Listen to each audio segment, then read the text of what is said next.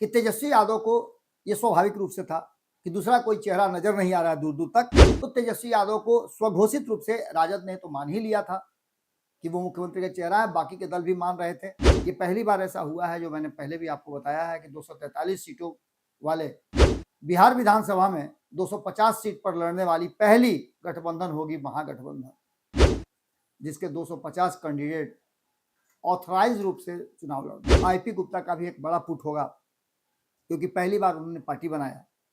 चुनाव घोषणा के एक दिन पहले उनको सिंबल मिला, उनकी पार्टी का रजिस्ट्रेशन तो पहले हो चुका था। ओरमा ग्रुप, जो सोचता है वो करता है, आपके अपने सपनों का आशियाना।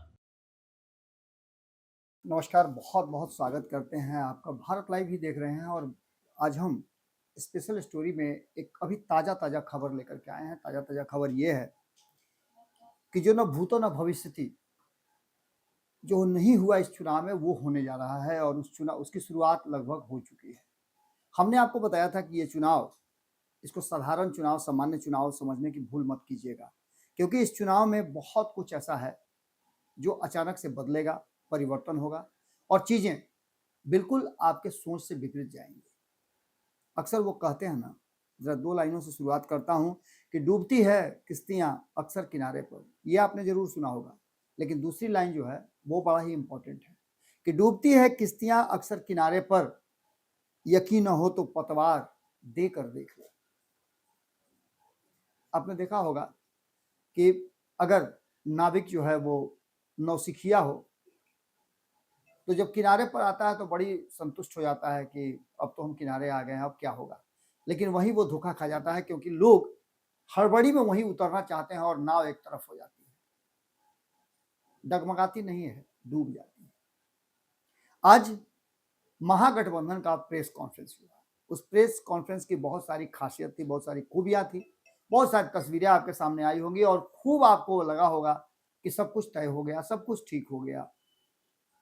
ये पहली बार ऐसा हुआ है, जो मैंने पहले भी आपको बताया है, कि 243 सीटों वाले बिहार विधानसभा में 250 सीट पर लड़ने वाली पहली गठबंधन होगी महागठबंधन, जिसके 250 कैंडिडेट ऑथराइज रूप से चुनाव लड़ रहे हैं। हालांकि कुछ लोगों ने इस्तीफा देने की शुरुआत कर दी है, लेकिन खैर अपना नाम वापस करने की। लेकिन अब पछताए होत क्या, जब चिड़िया चुग गई। के अंत में ऐसा लगा, जो बाल हट नहीं जानते हैं, तेजस्वी यादव चूंकि बच्चा है भी, जब इतने बड़े दिग्गज अशोक गहलोत जैसे उनके बगल में बैठे हुए हों और ये कह रहे हों कि अब हमारे मुख्यमंत्री का चेहरा यही होंगे, जो कल तक ये कह रहे थे कि मुख्यमंत्री का चेहरा चुनाव के बाद तय होगा। कांग्रेस ने इस पर खूंटा गाड़ दिया था, लेकिन उस खूंटा को तेजस्वी यादव की जिद ने हिला दिया। ये होना था, क्योंकि कांग्रेस के पास कोई विकल्प नहीं है और कांग्रेस ये जानती है कि उसके आंख, नाक और कान दोनों नहीं है। वो सिर्फ उस लाठी के सहारे चल सकती है या उस कंधे के सहारे चल सकती है जिसके पीछे पीछे तेजस्वी यादव लेकर के चलेंगे। 70 का दावा था, 60 पर आकर के अटक गई। उसमें भी कई ऐसे उम्मीदवार हैं, कई ऐसे कैंडिडेट हैं जो दो कैंडिडेट एक ही गठबंधन से लड़ रहे हैं। खैर, इन सारी बातों से आगे एक प्रयास किया है महागठबंधन ने। अचानक से नीतीश कुमार का जो मास्टर स्ट्रोक, और फिर केंद्र से अचानक जो भारतीय जनता पार्टी और नरेंद्र मोदी ने बिहार को लेकर के विजन बनाया है, उस विजन डॉक्यूमेंट के सामने कहीं ना कहीं कमजोर पड़ती हुई दिखाई दे रही थी महागठबंधन। एक तो उसके भीतर का जो ज्वार भाटा था, वो कुलाचे मार रहा था, लोगों को भरोसा नहीं हो रहा था। जबकि मैंने आपको बताया था कि ये चुनाव, आज से 6 महीने पहले से मैं लगातार इस बात को बता रहा था कि ये जो चुनाव है वो काफी कांटे की टक्कर वाला होगा और अंतिम समय तक आपको ये पता नहीं चलेगा कि ये ऊंट किस करवट बैठेगा। इस बात की चर्चा उस मीटिंग में बड़े बड़े दिग्गजों ने भी की। उस प्रेस कॉन्फ्रेंस में बड़े बड़े दिग्गजों ने कहा कि बिहार का ऊंट किस करवट बैठेगा, यह अंदेशा, अंदाजा सबको है। कोई भी ये बात नहीं कह सकता है कि ऊंट किस करवट बैठेगा। लेकिन जो अंतिम ओवर में नीतीश कुमार ने धुआंधार बॉलिंग कर दी, धड़ाधड़ विकेट गिरा दिए, और जो उम्मीद कर रही थी महागठबंधन की 122, तो उसके लिए बिल्कुल आसान होगा, उसको आकर के पटक दिया है 80 से 100 के बीच में। यानी कि एक बार फिर से 2020 से भी बुरी स्थिति महागठबंधन की होगी। और सर्वे रिपोर्ट ये बता रहे हैं, ये मेरा कोई भी प्रिडिक्शन नहीं है, न ही मैंने इस पर कोई शोध करके बताया है। ये वो जो है सर्वे वो बता रहे हैं, लेकिन इन सब के बाद तेजस्वी यादव ने एक कुलाच भरने का प्रयास किया है और इस प्रयास में महागठबंधन के सभी घटक दल आ गए हैं और सबसे ज्यादा इससे की खुशी अगर किसी को हो रही होगी इस प्रेस कॉन्फ्रेंस की बातों का, तो वो है मुकेश सहनी। मुकेश सहनी ने पिछली बार आपको याद होगा कि क्या किया था, बीच प्रेस कॉन्फ्रेंस से उठ करके चल दिए थे। इस खुशी में आईपी गुप्ता का भी एक बड़ा पुट होगा, क्योंकि पहली बार उन्होंने पार्टी बनाया।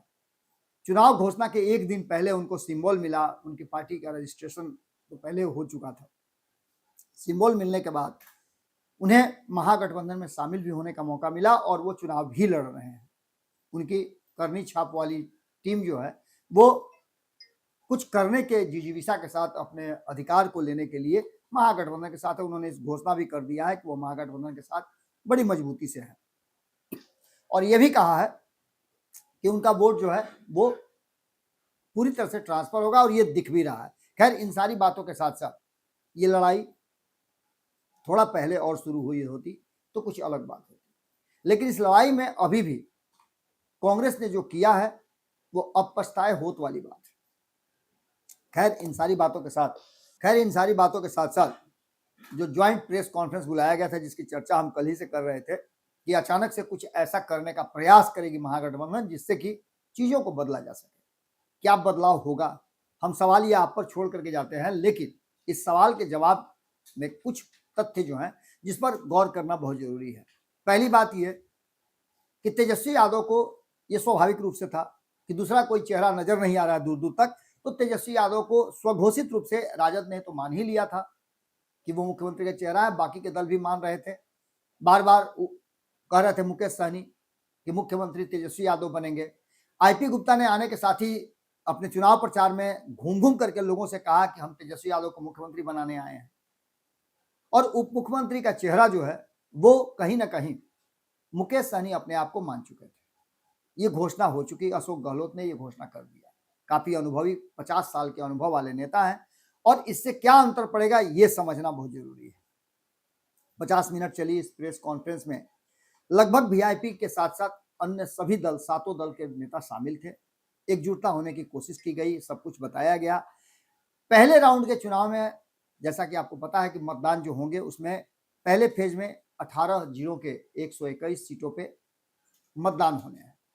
इसको लेकर के गोपालगंज, सिवान, सारण, वैशाली, समस्तीपुर, मुजफ्फरपुर, दरभंगा, सहरसा, मधेपुरा, खगड़िया, मुंगेर, लखीसराय, शेखपुरा, बेगूसराय, नालंदा, पटना, भोजपुर और बक्सर का जिला है।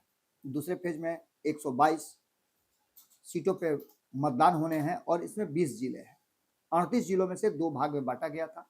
38 जिलों में कैमूर, रोहतास और औरंगाबाद, अरवल, नवादा, गया, जहानाबाद, भागलपुर, बांका, जमुई, कटिहार, पूर्णिया, किशनगंज, सुपौल, मधुबनी, अररिया, सीतामढ़ी, शिवहर, चंपारण, पूर्वी चंपारण और पश्चिमी चंपारण, ये दोनों चंपारण में चुनाव होने हैं। इन सभी बातों को लेकर के जो वर्तमान परिस्थिति बनी उसमें तेजस्वी यादव ने, नीतीश कुमार ने जो कहा है 1 करोड़ लोगों को नौकरी देने का, उसकी एक तरह समझिए तो उन्होंने उस पर एक मुहर लगाई है कि वो भी लोगों को देंगे। 20 साल राज करने के बाद बिहार को क्या मिला, इस पर वो बात कर रहे थे और उन्होंने कहा कि इसमें, हालांकि इस 20 साल में आप देखिएगा तो करीब 4-5 साल तक तेजस्वी यादव का भी योगदान रहा है। उसको वो बेहतर मानते हैं, जब साथ में होते हैं तो बेहतर मानते हैं, जब अलग होते हैं तो उस पूरे जो प्रक्रिया है 20 साल के शासन पर उंगली उठाते हैं। खास करके ब्लूप्रिंट, मैनिफेस्टो, इन सभी बातों की चर्चा तेजस्वी यादव ने की। तेजस्वी यादव, आप खुद ही समझ लीजिए कि जिस दिन नॉमिनेशन फाइल का अंतिम दिन था उस दिन तक सीट शेयरिंग का समझौता तक नहीं हुआ था महागठबंधन में, और अब मैनिफेस्टो, एनडीए के मैनिफेस्टो खोज रहे हैं, उसके एजेंडा की बात कर रहे हैं। बहुत सारी बातें हैं जिसको लेकर के उन्होंने उद्धृत किया था। इस बार एजेंडा पहले से लगभग क्लियर है। नीतीश कुमार ने यह बता दिया है कि उनका लक्ष्य जो होगा वो बिहार का डेवलपमेंट होगा। उन्होंने कई योजनाएं चुनाव से पहले लागू की है, उस पर उन्होंने कहा है कि वो योजनाएं वो लागू करेंगे आने वाले 5 साल में जब लौट करके आएंगे। एक नया नारा भी एनडीए की तरफ से गढ़ा गया है, 25 से 30, फिर से नरेंद्र और नीतीश। इस नारे के साथ एनडीए गठबंधन चल रहा है। तो दूसरा जो है, तेजस्वी यादव ने नीतीश कुमार पर कम और भारतीय जनता पार्टी पर ज्यादा हमला किया था। बिहार में काम करना चाहते हैं, मौका मिला था 17 महीने, कितना काम किया यह आपको पता है। हालांकि एक बात तो निश्चित रूप से, जो परिस्थितियां बनी थी उसमें नीतीश कुमार ने एक बार फिर से तेजस्वी यादव को छोड़ा, तो ये कहते हुए छोड़ा कि जो चाहते थे वो नहीं कर रहे थे। जिस तरह से बिहार को डेवलप करना चाहिए था वो काम नहीं हो रहा था, कहीं ना कहीं उनको मुश्किल हो रही थी। प्रेस कॉन्फ्रेंस में जो लोग शामिल थे उन लोगों ने अपनी अपनी बात कही, लेकिन मैनिफेस्टो की बात करने वाले महागठबंधन के पास मुद्दों का कमी था और विपक्ष को जिस तेवर के साथ होना चाहिए वो तेवर नजर नहीं आया। ये पूरी की पूरी जो प्रेस कॉन्फ्रेंस थी उसको पूरी तरह से कॉन्सेंट्रेट किया गया कि दूसरे पक्ष में मुख्यमंत्री के चेहरा घोषित नहीं है, तो हम मुख्यमंत्री का चेहरा घोषित करके इस चुनाव को शिफ्ट करने या अपने पक्ष में करने की कोशिश करें। और इस कोशिश में कितने कामयाब होंगे ये तो बिहार की जनता को फैसला करना है। जब 14 तारीख को परिणाम आएंगे तो इसका असर दिखाई देगा। 6 तारीख और 11 तारीख को जब जनता वोट करेगी तो इसको कितना मानती है तेजस्वी यादव के मुख्यमंत्री बनने से, कितना लोग उसके पक्ष में है, कितने विपक्ष में है, ये सारी बातें समझ में आएगी। लेकिन ये पूरा का पूरा मामला जो है वो तेजस्वी यादव को मुख्यमंत्री और बाकी कांग्रेस और अन्य लोग जो उप मुख्यमंत्री की टोह में थे, इंतजार में थे, वो घोषित करने के लिए था। स्पष्ट नहीं हुआ कि मुख्यमंत्री के बाद कौन कौन उप मुख्यमंत्री होगा, लेकिन एक नाम और उप मुख्यमंत्री का तेजस्वी के साथ मुकेश सहनी का जरूर लिया गया। सरकार बनेगी तो मुख्यमंत्री बनेंगे, ये बातें कही गई। इसमें अशोक गहलोत, दीपांकर भट्टाचार्य, अब्दुल बारी सिद्दीकी, मुकेश सहनी, कृष्णा अल्लावरू, आईपी गुप्ता, ये सभी लोगों ने अपनी अपनी बात, राजेश राम, सभी इसमें अपनी अपनी बात रखी। लेकिन फैक्ट यही था कि जिस मकसद से लग रहा था कि कुछ बड़ा होगा, कोई नया खुलासा, कोई नई रणनीति बनाई जाएगी, वो रणनीति देखने को नहीं मिली। और ये पूरा का पूरा मामला घूम फिर करके 50 मिनट में तेजस्वी यादव को मुख्यमंत्री का चेहरा बताने के लिए घोषित हुआ था। ऐसा लग रहा था कि कांग्रेस कुछ अलग हिसाब में काम कर रही है, लेकिन वास्तविकता यह है कि कांग्रेस ने जिस तरह से ये पूरा का पूरा माहौल बना करके रखा था, अचानक से कांग्रेस बैकफुट पर है। और तेजस्वी यादव ने जो बाल हट था उनके सामने कांग्रेस ने सीधे सीधे सरेंडर कर दिया है। अब जो वर्तमान स्थिति बनी है उसमें तेजस्वी यादव के हाथ में एक बार फिर से कमान आ गया है और देखना दिलचस्प ये होगा कि तेजस्वी यादव इसको कितना भुनाने में सफल हो पाते हैं। दूसरी तरफ उनकी लड़ाई छोटी मोटी नहीं है, एक बड़े धड़े से उनकी लड़ाई है और ये धड़ा है एनडीए गठबंधन। एनडीए गठबंधन पूरी तरह से एकजुट नजर आ रहा है, किसी तरह का कोई कंट्राडिक्शन नहीं है। कोशिश यही किया गया है महागठबंधन की तरफ से भी कि कोई कंट्राडिक्शन नहीं हो। अब ऐसी स्थिति में देखना दिलचस्प होगा कि ये 7 दलों का गठबंधन 5 दल के साथ, 5 पांडवों के साथ किस तरह से निपटता है। वास्तविकता तो यह है कि मुद्दा विहीन, मुद्दा आधारित ये पूरा चुनाव पूरी तरह से मुख्यमंत्री के चेहरा पर आकर के टिक गया है। नीतीश कुमार मुख्यमंत्री होंगे या नहीं होंगे, ये बात एनडीए गठबंधन से ज्यादा चिंता महागठबंधन को है। तेजस्वी यादव को मुख्यमंत्री का चेहरा तो घोषित कर दिया गया है, लेकिन तेजस्वी यादव की चिंता कि नीतीश कुमार को मुख्यमंत्री का चेहरा नहीं घोषित किया गया है, उनके साथ खेल हो सकता है, महाराष्ट्र वाली बात दोहराई जा सकती है। यह इस तरफ इशारा कर रहा है कि क्या तेजस्वी यादव अभी भी उम्मीद में है कि चुनाव के बाद परिस्थितियां बदल सकती हैं, कोई खेल हो सकता है, लेकिन इसकी उम्मीद कम नजर आती है। जो सर्वे रिपोर्ट आते हैं उन सर्वे रिपोर्ट ने कहानी कुछ और लिख दी है और उस सर्वे रिपोर्ट के आधार पर जो नीतीश कुमार ने पिछले 2 महीने एक्ट किया है वो काफी महत्वपूर्ण है। अब देखना दिलचस्प होगा कि इस स्टोरी को, इस कहानी का जो क्लाइमेक्स है वो कैसे लिखा जाता है, कौन इस क्लाइमेक्स को लिखता है। इस पूरी बात में एक बात तो स्पष्ट तरीके से आप कह सकते हैं कि कहीं ना कहीं आज के प्रेस कॉन्फ्रेंस में तेजस्वी यादव को मुख्यमंत्री का चेहरा बनाना और उसके बाद कई और उप मुख्यमंत्रियों को शामिल करने का ऐलान करके अपने पक्ष में चुनाव को करने का एक कोशिश महागठबंधन ने जरूर किया है। इस पर कितना सफल होते हैं यह देखना बड़ा दिलचस्प होगा। हालांकि हाथ पर हाथ धर के एनडीए गठबंधन भी नहीं बैठेगा, वो भी कोई ना कोई जुगाड़ अब सोचना शुरू करेगा। आगे जो कुछ भी होगा हम आपको जरूर बताएंगे। स्पेशल स्टोरी में हम आपसे यही विदा लेते हैं। बहुत बहुत धन्यवाद। आपके सपनों को हमने सजाया है, ई होम्स पैनोरामा को हमने बनाया है। ई होम्स मेरा एक सपना था जिस पे मैं पिछले 4 साल से काम कर रहा था। हमने जो बनाया है वो सबने है माना। ई होम्स पैनोरामा में हो आपका भी आशियाना। और फाइनली हमने 2021 में इस प्रोजेक्ट को लॉन्च किया। बहुत लोग अप्रिशिएट कर रहे हैं कि पूर्णिया जैसे शहर में, बिहार के, एक तो बिहार की बात करें उसमें भी पूर्णिया जैसे छोटे जगह में इस तरह का लाइफस्टाइल देना, ये सुन के हम लोगों को बहुत अच्छा लगता है। ई होम्स में हमने कुछ और भी किया है, जैसे हम जिस जगह में रह रहे हैं हमारे फैमिली सिक्योर हो, उनको सिक्योरिटी का ध्यान में रखा है।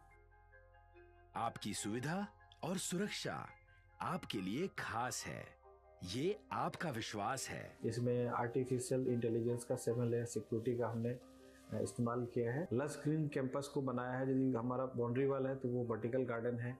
ये जितनी भी फैसिलिटी होता है एक इंटरनेशनल टाउनशिप में, ई होम्स है, ये हम लोग विश्वास नहीं कर पा रहे हैं। जो भी हमारे मित्र दोस्त या जो भी हमारे बाहर के बाहर आते हैं तो हम लोगों को बहुत अच्छा सुनने को मिलता है और बहुत अच्छा क्रेडिट मिल रहा है। वो सारा हमने सिर्फ एक बिल्डिंग नहीं बनाया, हमें एक बहुत अच्छा लाइफस्टाइल दिया ई होम्स में, और मेरा एक सपना था जिसको मैं आज फुलफिल होते हुए देख पा रहा हूँ। ये आपका आवास है। ई होम्स पैनोरामा में अब आपका निवास है। E Homes Panorama, luxurious lifestyle redefined. Panorama group, जो सोचता है वो करता है। अगर ये वीडियो पसंद आई और वह बिहार के राजनीति और बिहारियत से सरोकार रखेनी तो सब्सक्राइब बटन दबा के चैनल के सब्सक्राइब कर ली। ओजे एगो घंटी बा, ओकरा बटन दबा देला से कुल सटीक और मारक खबर रुआ मुफ्त में मिल जाई। अगर रुआ पत्रकारिता के हमनी के नया प्रयोग में सहयोग कर चाहतानी तो ज्वाइन बटन दबा दी। पेटीएम नंबर नोट कर ली 9386816700।